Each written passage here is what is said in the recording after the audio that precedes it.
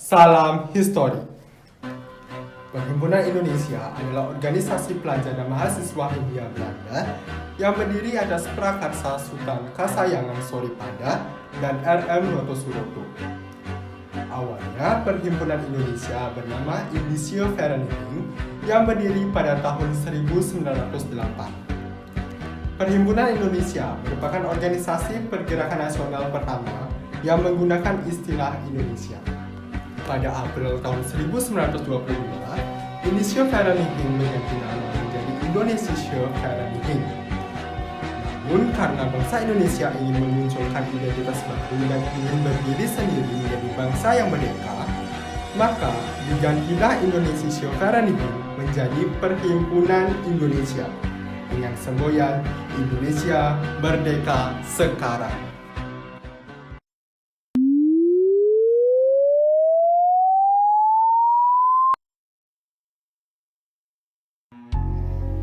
Terbentuknya Indische Vereniging atau Perhimpunan Indonesia dilatar belakangi dengan pemberlakuan politik etis oleh pemerintah Belanda.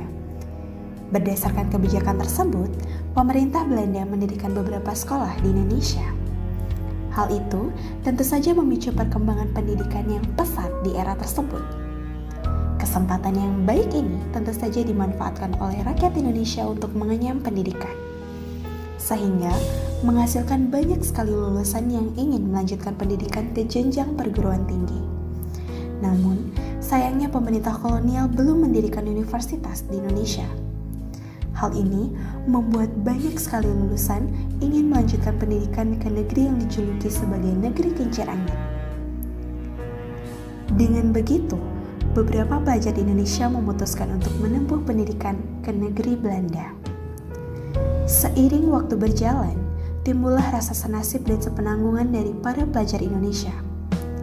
Dari sanalah mulai muncul gagasan untuk mendirikan organisasi pelajar Indonesia yang diberi nama Indische Vereniging.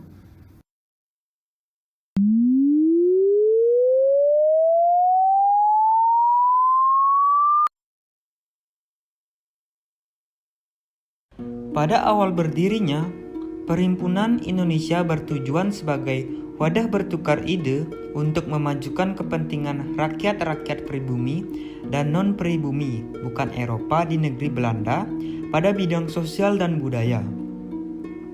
Namun, dengan bergabungnya 3 serangkai di antaranya Suwardi Suryaningrat, Dowes Dekker, dan Dr. Cipto Mangunkusumo, Perhimpunan Indonesia mulai memikirkan masa depan bangsa Indonesia dengan memfokuskan tujuan Perhimpunan Indonesia ke arah politik. Tujuan organisasi ini sendiri sejatinya untuk memperjuangkan kedaulatan dan kemerdekaan Republik Indonesia, di mana Perhimpunan Mahasiswa Indonesia lah yang memiliki tanggung jawab akan rakyat Indonesia, bukan Belanda. Berdasarkan tujuan tersebut, terdapat 3 hal pokok yang menjadi sasaran dari Perhimpunan Indonesia. Di antaranya, pertama, Indonesia ingin menentukan nasib sendiri. Kedua, bangsa Indonesia harus bersatu melawan Belanda. Yang ketiga, bangsa Indonesia harus mengandalkan kekuatan dan kemampuan sendiri. Selanjutnya, kegiatan politik dari organisasi ini berfokus pada penyebaran semangat persatuan dan kesatuan rakyat untuk melawan penjajah kolonial. Sejak tahun 1925, Perhimpunan Indonesia memiliki 4 pemikiran pokok yang mencakup kesatuan nasional, solidaritas, non-kooperasi, dan swadaya.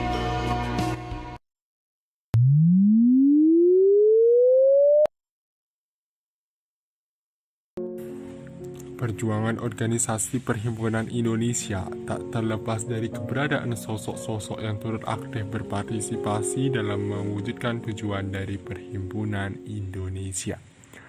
Sebut saja Sultan Kasayangan Soripada dan Raden Mas Noto Suroto yang memiliki peran penting dalam memprakarsai berdirinya Indische Vereniging sebagai cikal bakal Perhimpunan Indonesia. Dalam perkembangannya, Perhimpunan Indonesia mulai diketuai oleh sejumlah tokoh seperti Iwakusuma Sumantri, Sukiman Wiryosanjoyo, Muhammad Nasir Datuk Pamuntjak, dan Muhammad Hatta. Terdapat tokoh lain yang juga ikut bergabung dalam Perhimpunan Indonesia, salah satunya 3 serangkai. Serta beberapa tokoh penting lainnya seperti Sastro Mulyono, Dr. Sutomo, Sultan Syahrir, Tan Malaka, Raden Sastro Kartono, dan Ali Sostro Amidjoyo.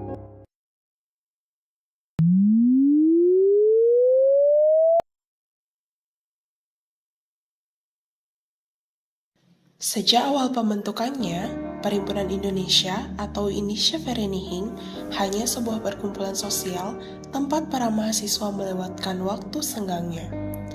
Meski demikian, Indonesia Vereniging ini tetap memiliki arti yang penting, yaitu membuka pintu keanggotaan bagi seluruh mahasiswa Indonesia di Belanda, dan di dalam anggaran dasar Indonesia Vereniging pasal kedua jelas disebutkan bahwa memajukan kepentingan bersama dari Indiërs di negeri Belanda dan mengadakan hubungan dengan Hindia Belanda.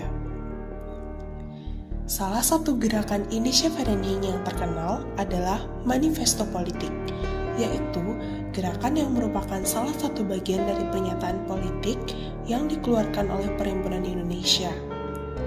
Manifesto politik ini diumumkan pada tahun 1925 melalui majalah Indonesia Merdeka, yang merupakan majalah terbitan Perhimpunan Indonesia.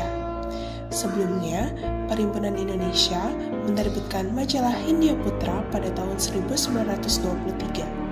Secara singkat, manifesto dianggap sebagai lanjutan dari Deklarasi Indonesia pada tahun 1925 yang mengajak bangsa Indonesia untuk memimpikan pemerintahan sendiri. Terdapat 3 rumusan permasalahan yang disebutkan di dalam manifesto politik ini. Yang pertama, pemerintahan oleh rakyat Indonesia sendiri. 2, kemandirian bangsa dari pihak manapun. Dan 3, persatuan dan kesatuan nasional. Seiring gerakannya itu, Perhimpunan Indonesia menerbitkan buku Gerengbuk pada tahun 1908 sampai 1924, yaitu buku penjelasan mengenai Perhimpunan Indonesia. Pada tahun 1926, Muhammad Hatta sebagai Ketua Perhimpunan Indonesia menghadiri Kongres Gerakan Perdamaian Internasional di Paris, Prancis. Kemudian, pada tahun 1927, tepatnya pada bulan Februari, Nazir Datuk Pamuntjak menghadiri Kongres Anti Penindasan, Imperialisme, dan Kolonialisme di Brussels, Belgia. Karena gerakan-gerakannya itu, Perhimpunan Indonesia dianggap sebagai organisasi radikal karena memaksakan kemerdekaan Indonesia.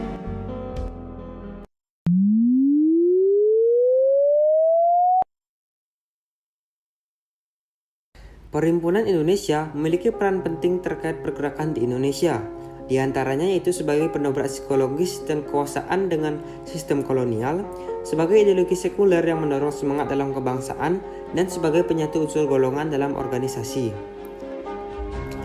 Pada tahun 1925, Perhimpunan Indonesia mulai gencar meluaskan pengaruhnya di tanah air. Namun sayangnya, pada tahun 1927, Perhimpunan Indonesia perlahan mulai mengalami kemunduran. Tuntutan kemerdekaan yang semakin gencar membuat para pemimpin Perhimpunan Indonesia seperti Muhammad Hatta dan kawan-kawannya ditangkap pada 27 September 1927, namun dibebaskan kembali pada tahun 1928.